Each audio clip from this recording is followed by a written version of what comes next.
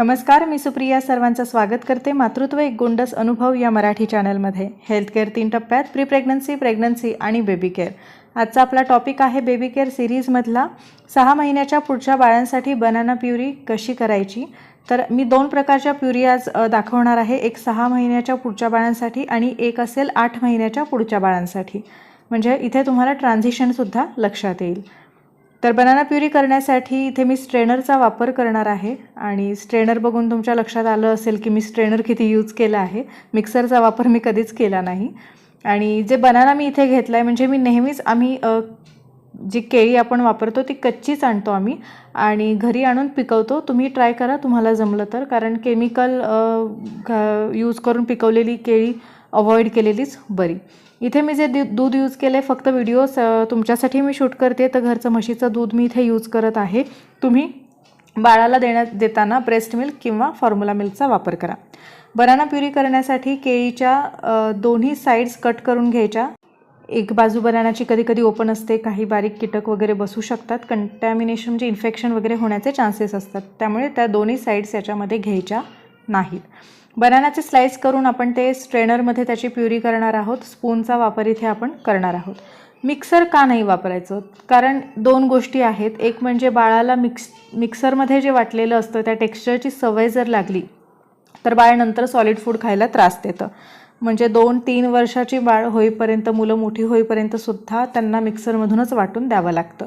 दुसरी गोष्ट ही की जी व्यक्ती करणार आहे त्या व्यक्तीला सुद्धा मिक्सरची सवय लागते, कारण सोपं असतं। मिक्सरमध्ये फिरवलं आणि प्युरी झाली असं असतं, त्याच्यामुळे आपल्यालाही सोपं वाटतं आणि आपल्यालाही म्हणजे जी करणारी व्यक्ती आहे तिला सवय लागते आणि मग पटकन आपलं मिक्सरमधून करतात आणि बाळाला देतात।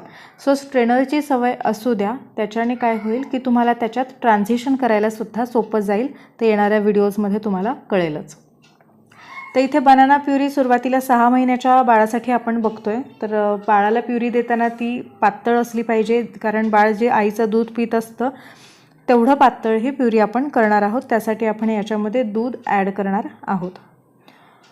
8 महिन्याच्या पुढच्या बाळांसाठी एवढं पातळ किंवा आपण सुरुवातीला एवढं पातळ देतो, त्यानंतर समजा 7 महिन्याचं बाळ आहे त्याला थोडंसं मग याच्यामध्ये दुधाचं प्रमाण कमी करायचं। अशा प्रकारे ट्रान्झिशन आपण करू शकतो।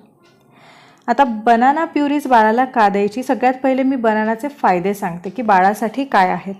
बनाना फायबर युक्त असतं, फुल ऑफ न्यूट्रिएंट्स, सर्व प्रकारचे न्यूट्रिएंट्स आहेत बनानामध्ये।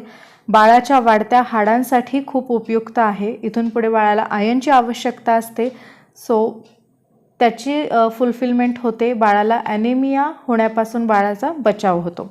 दुसरं म्हणजे बनाना पचायला हलकं असतं, ब्लड प्रेशर रेग्युलेट करतं, दृष्टी सुधारतं आणि सगळ्यात महत्त्वाचं ते म्हणजे ब्रेन पॉवर वाढवतं। म्हणजे काय, तर बाळाच्या ब्रेन डेव्हलपमेंटसाठी उपयुक्त अशी ही आपली बनाना प्युरी तयार आहे। तर इथे तुम्ही कन्सिस्टन्सी बघू शकता किती पातळ बनाना प्युरी 6 महिन्याच्या बाळाला द्यायची आहे। आता आपण बघूया 8 महिन्याच्या पुढच्या बाळांसाठी बनाना प्युरी कशी करायची। सेम मगाशी सांगितलं तर त्याप्रमाणे दोन्ही साइड्स कट करून घ्यायच्या, त्या प्युरीज करताना त्या घ्यायच्या नाहीत। 8 महिन्याच्या पुढच्या बाळांसाठी आपल्याला इथे स्ट्रेनर यूज करायची गरज नाही। डायरेक्ट बाउलमध्ये तुम्ही काटे चमच्याचा वापर करून बनाना स्मॅश करू शकता। बनाना ऑलरेडी सॉफ्ट असतो, त्याला वाफवायचीही गरज नाही। बरेच जण वाफवून सुद्धा प्युरी करतात, तर तेही चालतं। जसं आपण ॲपल वाफवून प्युरी करतो त्याप्रमाणे बनानाही वाफवतात काही जण, पण इथे मी अशाच प्रकारे सियाला दिला आणि मी तेच तुम्हालाही सजेस्ट करत आहे। त्यानंतर बनानाशी रिलेटेड एक प्रश्न असाही होता की बनाना प्युरीमुळे बाळाला सर्दी होते का, तर नाही। बाळाला सर्दी असेल तर द्यायची नाही। बाळाला 11-12च्या टायमिंगला किंवा दुपारी जेवणाच्या टायमिंगला तुम्ही बनाना प्युरी देऊ शकता। तर आपली ही 6 महिन्याच्या पुढच्या आणि 8 महिन्याच्या पुढच्या बाळांसाठी 2 प्रकारच्या बनाना प्युरी तयार आहेत। बनानामुळेच बाळाला सर्दी होत नाही हे लक्षात घ्या। सर्दी असेल तर फक्त द्यायचं नाही। मी सियाला बनानापासूनच स्टार्ट केलं। आज ती 3 वर्षाची आहे आणि ती कधीही बनाना खाऊ शकते। ती कधीही मागितलं तर मी तिला बनाना देऊ शकते। बनानामुळे तिला कधीही सर्दी झालेली नाही।